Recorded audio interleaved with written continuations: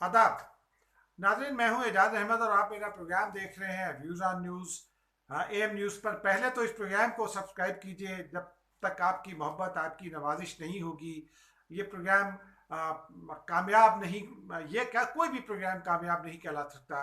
आपकी मोहब्बत मिलती है तो तमाम जर्नलिस्ट, तमाम दानिश्वर, तमाम एंकर्स वो कामयाब कहलाते हैं। अल्लाह ताला की रजामंदी के बाद जो सबसे ज़्यादा ज़रूरी चीज़ है वो आपकी मोहब्बत है। नाज़रीन, हस्ब मामूल दो तीन अहम मौजूआत के साथ आज हाजिर हैं। बुनियादी तौर पर तो पाकिस्तान का सियासी मंजर है, मामला तो वही है एक ही, लेकिन उसमें चंद छोटे छोटे सेगमेंट्स आप कह सकते हैं या मुख्तलिफ नकात, अहम नुकात कह सकते हैं। वो उनके ऊपर अलग अलग बात करना ज़रूरी है। और फिर पाकिस्तान के जो हालात हैं उनका तजिया करना बहुत ज़रूरी है। नाज़रीन, आज एक तो गुज़िश्ता रोज़ प्राइम मिनिस्टर साहब का एक इंटरव्यू चला पारस जाज़ेब के साथ, उसके कुछ नुकात पर बात करना ज़रूरी है क्योंकि वज़ीर आज़म साहब जो हैं वो बेशक वो सच्चे आदमी होंगे, सच्चे आदमी हैं भी, लेकिन वो बाद औक़ात कुछ ऐसी बात कह जाते हैं जो उनके ओहदे के हामिल शख्स को नहीं कहना चाहिए। उस हवाले से बात करेंगे। मरीम नवाज शरीफ सिंध के दौरे पर जा रही हैं, उस हवाले से थोड़ी बात करेंगे। और फिर आखिर में एक खबर भी है और उस खबर के साथ साथ उसका ज़रा तिया पाचा, पंजाबी में कहते हैं तिया पाचा करना, या उर्दू में भी कहते हैं। तो वो तिया पाचा करने की कोशिश करेंगे, यानी उसका तजिया करने की कोशिश करेंगे। नाज़रीन, सबसे पहले मरीम नवाज शरीफ साहिबा की बात करते हैं।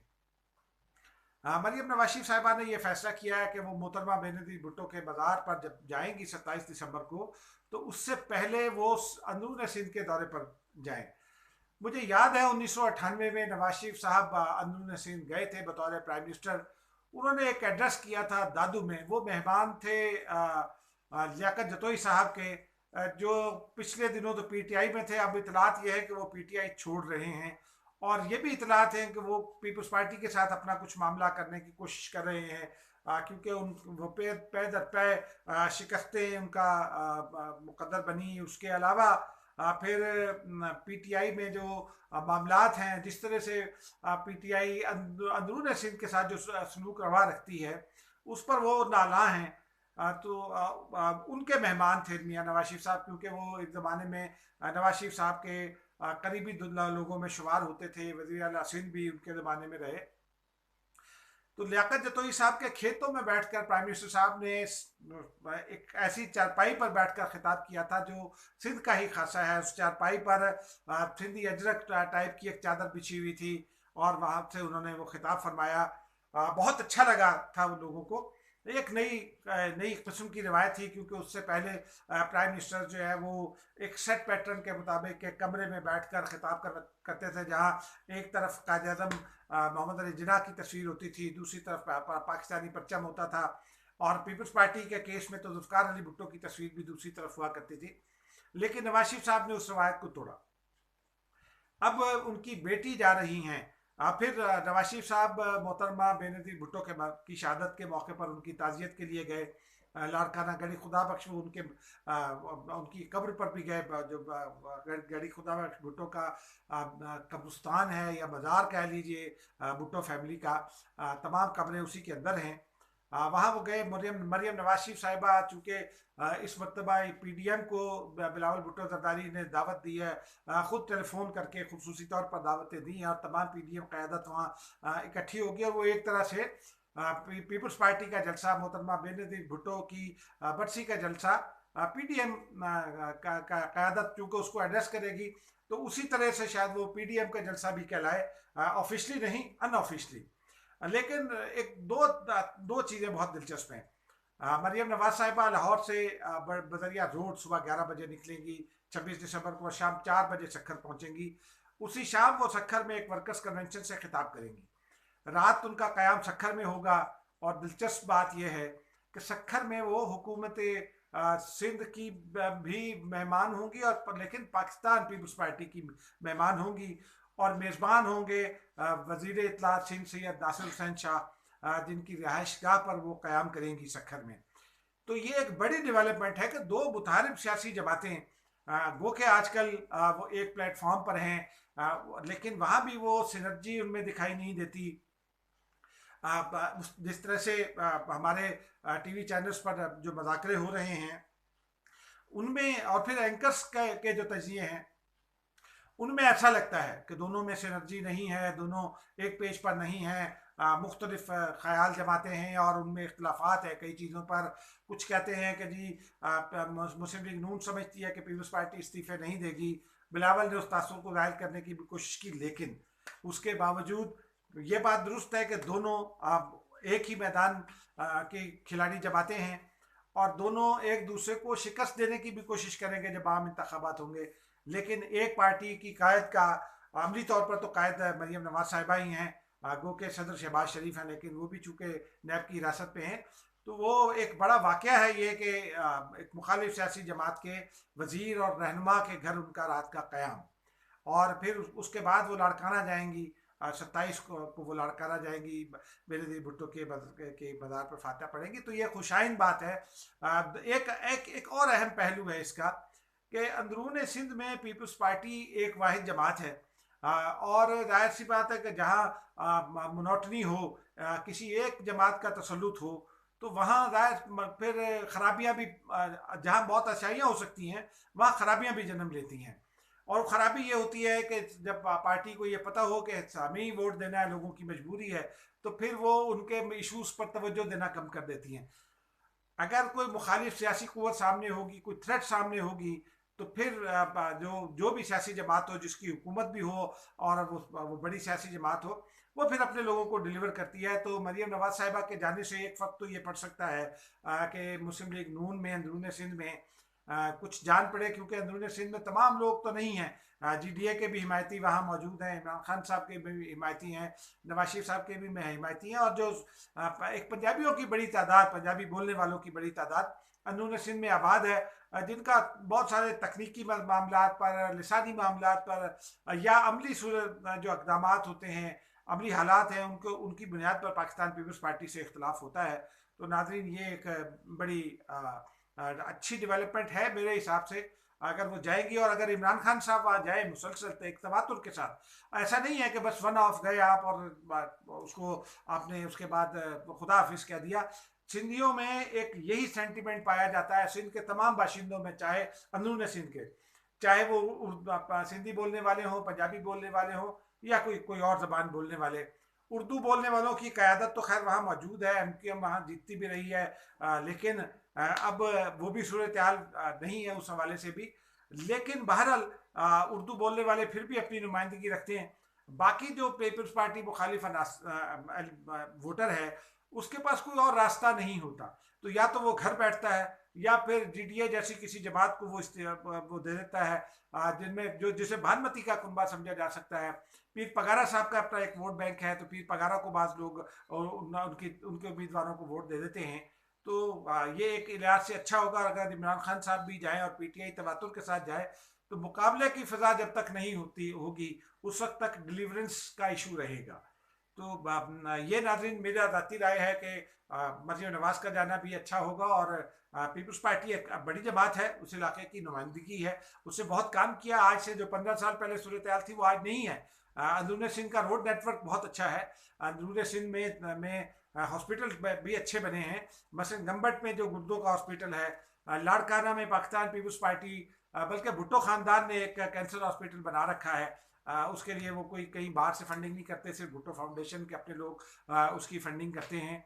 खैरपुर में अच्छा हॉस्पिटल बना है, लेकिन और फिर खैरपुर में नफीसा शाह ने अभी एक प्रोसेसिंग जोन बनवाया, इंडस्ट्रियल जोन बनवाया है वहाँ। तो ये सब चीज़ें हो रही हैं, लेकिन ये तरक्की की रफ्तार स्लो है। अगर वहाँ सियासी मुकाबला दरपेश होगा पाकिस्तान पीपल्स पार्टी को, तो फिर तरक्की पर तवज्जो ज़्यादा होगी, डिलीवरीज पर तवज्जो ज़्यादा होगी। नाज़रीन, अब दूसरे इशू की जानिब आते हैं। एक तो गुज़िश्ता रोज़ प्राइम मिनिस्टर साहब ने पारस जहाज़ेब के साथ इंटरव्यू में ये फरमाया कि लोगों को नौकरियां नहीं दे सकते, और ये हुकूमत का काम नहीं है लोगों को नौकरियां देना। मेरा वज़ीर आज़म साहब को मशवरा ये कि वो थोड़ा सा आइन पढ़ लें। दुनिया में बहुत बहुत ही कम ममालिक ऐसे हैं जिनके आइन जो हैं वो सोशल वेलफेयर स्टेट के आइन है। कनाडा एक सोशल वेलफेयर स्टेट है, न्यूजीलैंड भी सोशल वेलफेयर स्टेट है बाय द वे, लेकिन पाकिस्तानी रियासत का जो आइन है वो भी एक सोशल वेलफेयर स्टेट का आइन है। मसलन तालीम हुकूमत की जिम्मेदारी है आइन है पाकिस्तान के तहत। आप तालीम से मुतालिक जितने भी आइन के आर्टिकल्स हैं वो खोल कर देख लीजिए। इलाज, मुफ्त इलाज हुकूमत पाकिस्तान ने अपने ज़िम्मे ले रखा है।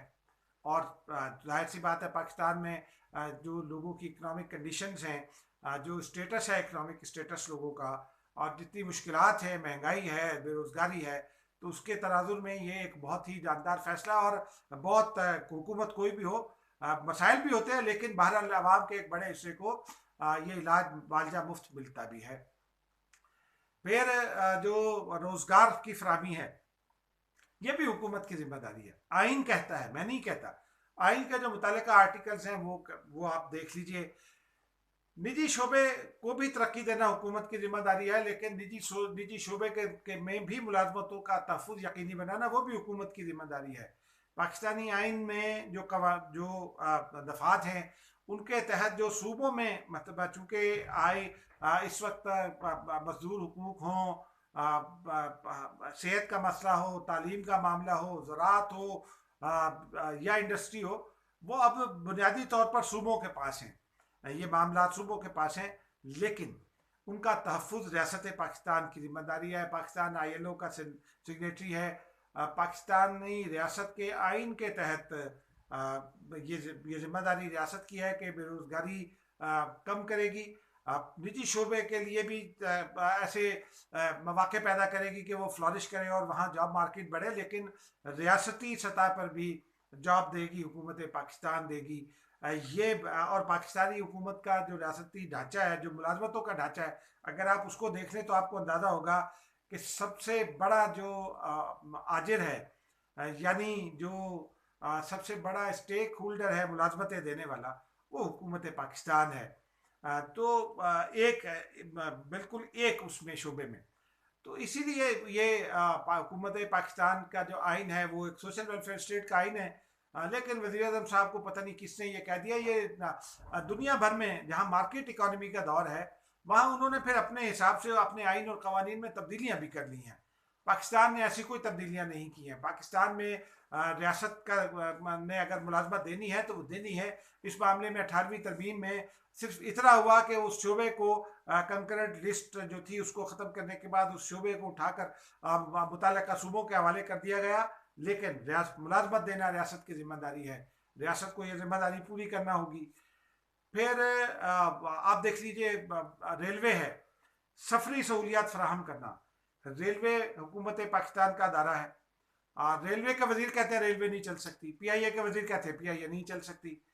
तो इसका मतलब यह है कि ये हुकूमत और प्राइम मिनिस्टर साहब ने फरमा दिया है कि मुलाजमतें देना हुकूमत का काम नहीं है। तो इससे हुकूमत का माइंडसेट एक सामने आ गया है। लोग जाहिर सी बात है इस पर बहुत परेशान हैं, क्योंकि वज़ीर आज़म तो खुद ये फरमाते हैं कि 2 लाख रुपए में उनका गुजारा नहीं होता। हालांकि अपोजिशन ये कहती है मुख्तलिफ नाम लेकर के वो उनके ATM हैं। तो जब इतने सारे अगर ATM वो मौजूद है और अपोजिशन का इल्ज़ाम दुरुस्त है, तो ATMs की मौजूदगी में भी अगर 2 लाख में प्राइम मिनिस्टर साहब का गुजारा नहीं होता, तो 18,000 तनख्वाह लेने वाले ड्राइवर का कैसे गुजारा हो सकता है। और नाजरीन, मैं आपको एक और मजे की बात बताऊं, जो पाकिस्तान के वफाक के जो कवानीन हैं, उन कवानीन के मुताबिक जो मिनिमम नेशनल मिनिमम वेज है वो 18,000 है। पंजाब की और सिंध की जो मिनिमम वेज है वो 17,000 है। सिंध ने उसको अब कुछ तब्दीलियां करके वफाक के बराबर कर दिया, लेकिन पाकिस्तान में आप देख लीजिए कि निजी शोबे में, यानी इसका मतलब ये है नेशनल मिनिमम वेज का और प्रोविंशियल मिनिमम वेज का, कि निजी शोबा किसी भी ऐसे शख्स को जो हुनरमंद नहीं है, जो हाथ से काम नहीं जानता, जो कारीगर नहीं है, उसको 18,000 या 17,000 से कम पैसे नहीं देगा। लेकिन ये आप जाकर सर्वे करा लीजिए, 15,000, 12,000 और 16,000 पर बेशुमार बच्चियां टीचिंग कर रही हैं, यानी वो निजी स्कूलों की टीचर हैं। अगर निजी स्कूलों की टीचर ये इतनी कम तनख्वाह पर पढ़ाएगी तो वो क्या पढ़ाएगी, इसी से भी अंदाज़ा कर लीजिए। लेकिन ये कवानीन की खिलाफ वर्जी है निजी शोबे की तरफ से। हुकूमत पाकिस्तान के टीचर्स की तनख्वाह अगर आप देख लें तो आपको वो तफावत दिखाई दे जाएगा, वो फ़र्क दिखाई दे जाएगा। मैं तफावत कह गया, माफ़ कीजिएगा। हमारे एक दोस्त आगा इकरार हारून वो कहते हैं कि ज़रा शकील अल्फाज इस्तेमाल ना किया करें, तो उनकी खातिर फ़र्क कह देते हैं। ये जो फ़र्क है रियासती तनख्वाह का और प्राइवेट शोबे की तनख्वाह का, तो इसीलिए फिर रियासत पर नौकरी देने का दबाव भी होता है। और जो निजी शोबे में इतनी कम तनख्वाह ले रहा होता है वो अपने आप को बेरोज़गार कंसीडर करता है और वो बेरोज़गार रजिस्टर करवाता है अपने आप को। तो ये एक बुनियादी बात है। फिर आप देख लीजिए कि जो लोग इंजीनियरिंग करते हैं उनकी बड़ी तादाद जो है वो कहीं स्कूल टीचर लगी हुई है, कहीं और नौकरियां करती है, क्योंकि उस शोबे में उनको वो मुलाजमत नहीं मिल पाती। तो ये, और फिर इंजीनियरिंग काउंसिल बेशक मौजूद है लेकिन वो रोल ना हुकूमत पाकिस्तान प्ले कर पाती है ना इंजीनियरिंग काउंसिल। तो इस तरह से ये रियासत ही की जिम्मेदारी है अदरवाइज भी और आइन के तहत भी कि वो फराम करे। नाज़रीन, इसी में एक और इतला आज आई है कि जी वज़ीर आज़म साहब बहुत परेशान हैं कि वो जो डायरेक्टिव्स देते हैं, हालांकि उन्हें बहुत दफ़ा ये शवाहिद भी मिले हैं कि उन्हें गलत ब्रीफ किया गया मुख्तलिफ मामला पर, मसलन गैस की फरामी के हवाले से ही ले लें। उनको कहा यह जा रहा है कि गलत मालूमात दी गई। तो वो परेशान हैं कि जी वो अहकाम जारी करते हैं और उनके ऊपर अमल दरामद नहीं होता। तो इस हवाले से ये फैसला किया गया है कि प्राइम मिनिस्टर सेक्रेटेरिएट और मुख्तलिफ डिवीजन्स के दरमियान या वजारतों के दरमियान मुआहदा होगा। ये मुआहदा कहा जा रहा है कि मंगल के रोज़ होगा। अब आप मुझे ये बताइए कि क्या ये कोई प्राइवेट एंटरप्राइजेज है पाकिस्तान का एक आइन है, उस आइन के तहत इलेक्शन होता है, इलेक्शन के तहत एक हुकूमत बनती है। उस आइन के तहत जो लीडर ऑफ द हाउस है कौमी असम्बली में, वो मुल्क का चीफ एग्जीक्यूटिव बनता है। और मुल्क का चीफ एग्जीक्यूटिव जो है उसके साथ एक काबीना होती है, वो प्राइम मिनिस्टर कहलाता है। प्राइम मिनिस्टर के साथ एक काबीना होती है, उसको फैसला करना होता है। और उस अदलिया जो है उसको उन फैसलों पर निगाह रखनी होती है, उसकी आइन की तशरीह करनी होती है, लेकिन साथ साथ उन फैसलों पर निगाह रखना होती है कि कहीं ये अवाम मुखालिफ फैसले तो नहीं। और जो नौकरशाही है, इंतज़ामिया है, इंतज़ामिया का बड़ा हिस्सा ब्यूरोक्रेसी है जिसे उर्दू में हम नौकरशाही कहते हैं। तो ये वाकई ये नौकरशाही है, यानी ये शाही मुलाजमीन अपने आप को समझते हैं। रियासत का जो सरबराह, जो हुकूमती सरबराह है, उसके अहकामात को भी हवा में उड़ा देते हैं। तो इसका मतलब यह है कि वजारतें जो हैं वो डिलीवर नहीं करती। और ख़ास तौर पर इस हुकूमत में तो बिल्कुल कोई वजारत कोई काम ही नहीं कर रही। अगर कहीं कोई काम कर रही हो तो ज़रा हमें भी बता दीजिए कि हमारी मालूमात में भी इजाफा होगा। अब तक वज़ीर दाखिला आप देख लीजिए कि वज़ीर दाखिला तब्दील हुए, क्यों तब्दील हुए। फिर जो पिछले वज़ीर दाखिला थे उनके साथ बैरिस्टर शहजाद अकबर को लगा दिया गया था कि जी वो वजारत दाखिला चलाएंगे। वज़ीर ख़जाना आप देख लीजिए कितने तब्दील हुए। अब वो मुशीर ख़जाना को फिर वज़ीर ख़जाना बनाना पड़ा अदालती फैसले के नतीजे में। तो अगर रियासत में रियासत को अगर आप आइन पर चलाएंगे, और मैं हमेशा ये कहता हूँ कि इस हुकूमत में आइन और कानून ही सबसे बड़े विक्टिम है। अगर पीटीआई की हुकूमत को आइन का कुछ अदराक हो, कुछ एहसास हो, और रियासत का कुछ अदराक हो कि रियासत को कैसे चलाना है, तो फिर ऐसे वायदे की ज़रूरत नहीं है। ये कोई प्राइवेट एंटरप्राइजेज नहीं है नाज़रीन, ये एक ख़ास सिमत में एक आइन के तहत ख़ास डॉक्यूमेंट है। आइन उसके तहत चलने वाला एक मामला है। उस आइन के तहत वज़ीर आज़म के अहकामात को या काबीना के फैसलों को सबकत हासिल है तमाम मामलात पर। और काबीना का जो कलेक्टिव डिसीजन है उसको नाफिज करना है तमाम नौकरशाही ने, मुख्तलिफ वजारतों ने, मुख्तलिफ डिवीज़न ने, जिनका chief financial officer federal secretary होता है। नाज़रीन, अगर किसी वक्त आप लोग भी अगर पब्लिक अकाउंट्स कमेटी की कार्रवाई देखें तो वहाँ जिस किस्म के मामलात आते हैं फाइनेंशियल अप्रोप्रिएशन के लिए, यानी जो मिसकंडक्ट के वाकयात होते हैं या करप्शन के वाकयात होते हैं या मिस अप्रोप्रिएशन के वाकयात होते हैं कि रकम का गलत इस्तेमाल, तो उसमें आप अगर देखें तो आप की आंखें खुली रह जाएं कि ये ब्यूरोक्रेसी जब अपने दांत ठीक कराने का मामला आता है तो $96,000 एक वक्त, तो फिर चंद माह के बाद $96,000 दोबारा खर्च कर देता है एक ब्यूरोक्रेट। जी हाँ, ये भी हुआ है। एक पाकिस्तानी सफारतकार थे जिन्होंने अमेरिका में 2 बार अपने दांत ठीक कराए और सिर्फ 3 महीने की मुद्दत में। इसी तरह जो फैसला इनको जो अपने हक में होता है वो तो कर लेते हैं, और जो आवाम के हक में होता है उसके उसके लिए आइन और कानून की रुकावटें पैदा करने की कोशिश की जाती है। लेकिन अगर मुल्क आइन पर चलाया जाए तो इस वायदे की ज़रूरत नहीं है, क्योंकि ये पाकिस्तान कोई प्राइवेट एंटरप्राइजेज नहीं है यहाँ। लेकिन बस क्या कीजिए कि यहाँ वज़ीर आज़म कहते हैं कि हम तो नौकरियाँ नहीं दे सकते, वज़ीर रेलवे कहता है रेलवे नहीं चल सकती, स्टील मिल का वज़ीर कहता है कि स्टील मिल नहीं चल सकती, PIA का वज़ीर कहता है कि PIA नहीं चल सकती। तो फिर आपसे क्या चल सकता है? अगर नहीं चल सकता तो ईमानदारी से प्राइम मिनिस्टर को अपनी राय से आगाह करें और ख़ुद उन वजारतों से अलग हों, और प्राइम मिनिस्टर को ये दरख्वास्त करें कि वो कोई ऐसा शख्स वहाँ लेकर आए जो इन मामला को चला सके। पाकिस्तान जो है वो बंजर सरजमीन नहीं है। पाकिस्तान के लोगों ने दुनिया भर में अपने कामयाबियों के झंडे गाड़े हैं। तो अगर वो पाकिस्तान में अगर उनको काम करने का मौका मिले तो हो सकता है, लेकिन कहीं अगर आईनी कानूनी रुकावटें हैं तो उनको दूर कीजिए। ये कोई जवाब नहीं है कि वज़ीर आज़म ये कहते हैं और फिर उनके वज़रा ये कहें। नाज़रीन, अब तक के लिए इतना ही। खुदा हाफिज़।